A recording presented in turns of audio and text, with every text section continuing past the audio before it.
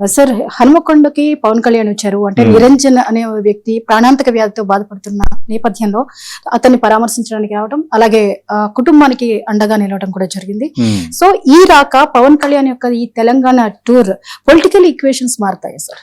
అంటే మొన్న ఈ మధ్య కాలంలో పవన్ చేసిన వ్యాఖ్యలు, తెలంగాణ మీ జాగీర్ అంటూ ఆయన కామెంట్ చేయటం, తెలంగాణ వాదులు పార్టీలు రెస్పాండ్ అవటం, వీటన్నిటి నేపథ్యంలో ఇప్పుడు హనుమకొండ టూర్ అంటే వరంగల్ పవన్ కళ్యాణ్ పర్యటన ఏదో జరగబోతోంది అన్నది అందరూ మాట్లాడుకున్నారు. కానీ ఏమీ జరగలేదు. నిన్న కూడా మనం మాట్లాడాం, ఒకవేళ దీనిని కూడా ఎవరైనా రాజకీయం చేస్తే వాళ్ళకి మానవత్వం లేనట్టేనని నేనే ఒక కామెంట్ చేశా. ఎందుకంటే రియల్లీ ఇలాంటి విషయాలు మన రాజకీయాలు చూడడానికి లేదు. ఎందుకంటే ఇట్ ప్యూర్లీ హ్యూమనిటేరియన్ గ్రౌండ్స్ కింద ఒక అభిమాని నిరంజన్ పవన్ కళ్యాణ్ని చూడాలనుకున్నారు. పవన్ వెంటనే స్పందించారు. గతంలో కూడా ఆయన ఇలాంటివి చేశారు.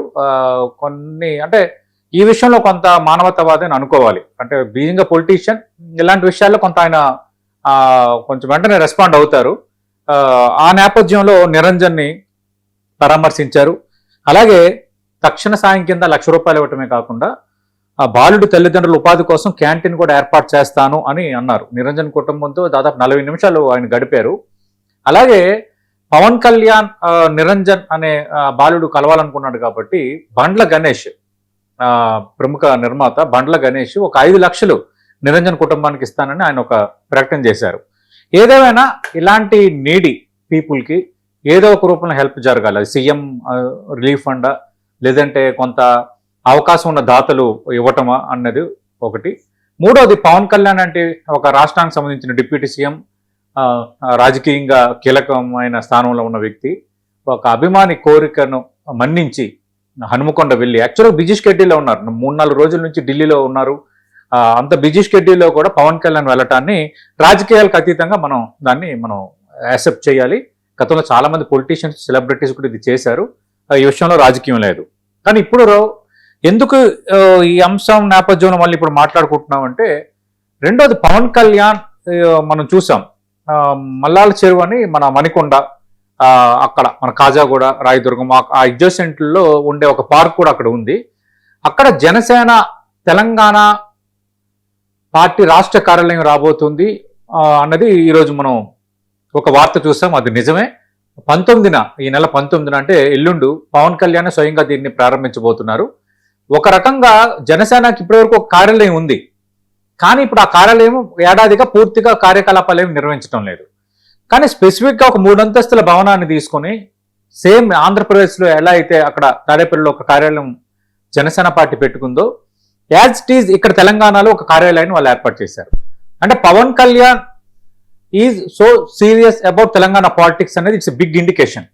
ఎందుకంటే మొన్న ఆయన కామెంట్స్ చేయటము, తర్వాత బీజేపీ ప్లాన్ ఉందా, ఇవన్నీ పక్కన పెడదాం. జనసేన అనే ఒక పార్టీ, ఆ పార్టీ అధినేత తెలంగాణలో గతంలో పోటీ చేశారు. ఆ తర్వాత ఒకసారి గ్రేటర్ ఎన్నికల్లో పోటీ చేస్తామని వెనకడుగేశారు. పైపైన రాజకీయాలు చేస్తున్నారు అనేది ఒకటి ఉంది. కానీ మన జూన్ 2న ఆయన కార్యక్రమం పెట్టుకోవటం, దానికి అనుమతి నిరాకరించకపోవటం, ఆయన ఒక ప్రెస్టీజ్ ఇష్యూగా తీసుకోవటం, పొలిటికల్గా నేను ఇక్కడ కూడా తేల్చుకుంటాను నేను అనటం, ఈ నేపథ్యంలో ఆయన ఇక్కడ ఈ పార్టీ కార్యాలయం అనేది ప్రారంభించడం అనేది రియల్లీ బిగ్ మూవే. మరి రేపొద్దున తెలంగాణ రాజకీయాలు ఎంతవరకు జనసేనకు ప్లస్ అవుతాయి? గ్రేటర్ హైదరాబాద్ పరిధిలో ప్రధానంగా భారతీయ జనతా పార్టీ కొంత హోల్డ్ ఉంది, అలాగే సెటిలర్ ఓటు ఉంది, పవన్ కళ్యాణ్ సానుభూతి పరులు ఉన్నారు, అక్కడ కూటమి సానుభూతి పరులు ఉన్నారు. ఇవన్నీ అడ్వాంటేజ్ అవుతాయా అవ్వవా అన్నది రేపొద్దున భవిష్యత్తు తేలుతుంది. కానీ ఆయన అయితే సీరియస్ పాలిటిక్స్ చేయడానికి సిద్ధమయ్యారు. వారంలో ఒక 2 రోజులు తెలంగాణ పాలిటిక్స్ మీద కూడా ఆయన కాన్సన్ట్రేషన్ చేయబోతున్నారు అన్నదైతే ఒక చర్చ జరుగుతోంది. సరే, ఆయనకి ఇక్కడ ఎందుకు చేస్తారు, ఏం పని అని రాజకీయంగా కొందరు మాట్లాడొచ్చు. దాన్ని మనం ఒక కాంటెస్ట్ గా తీసుకోలేం. ఎందుకంటే ఎవరు ఎక్కడైనా రాజకీయాలు చేయొచ్చు. ఇప్పుడు టీవీకే పార్టీ ఉంది, తమిళనాడులో గెలిచారు. బెంగళూరు కార్పొరేషన్కి సంబంధించి ఆయన సిద్ధమవుతున్నట్టుగా వార్తలు వస్తున్నాయి. అలాగే పుదుచ్చేరిలో టీవీకే పార్టీ కొంత అడుగు పెట్టడానికి అంటే రాజకీయంగా కొంత విస్తరణకి, సభ్యత నమోదుకి సిద్ధమవుతున్నట్టుగా కొన్ని వార్తలు వస్తున్నాయి. మరి విజయ్ తమిళనాడు కాబట్టి పుదుచ్చేరిలో అడుగు పెట్టకూడదు, బెంగళూరులో రాజకీయం చేయకూడదు అంటే మనం దానికి ఏమి చెప్పలేం. ఎందుకంటే బీయింగ్ ఇండియన్ గా డెమోక్రసీలో కానీ ఏ విధంగా కానీ మనకి ఎక్కడి నుంచి అయినా పోటీ చేసే హక్కు ఉంది. ఒక రాజకీయ పార్టీకి, అందులో రిజిస్టర్డ్ రాజకీయ పార్టీగా వాళ్ళు ఎక్కడైనా రాజకీయం చేయొచ్చు. సరే, అక్కడ రిజల్ట్స్ ఎలా ఉంటాయనేది పక్కన పెడితే అక్కడ వరకు అది క్లియర్ ఉంది. మరి పవన్ రాజకీయం ఎంతవరకు పవన్ వరకే పరిమితం అవుతుందా? అక్కడ కూటమిగా ఉన్నారు కాబట్టి ఇక్కడ కూడా బీజేపీ, టీడీపీ, జనసేన కలిసి పోటీ చేస్తాయా? వీటన్నిటికీ సమాధానం మనకి భవిష్యత్తులో దొరకబోతుంది.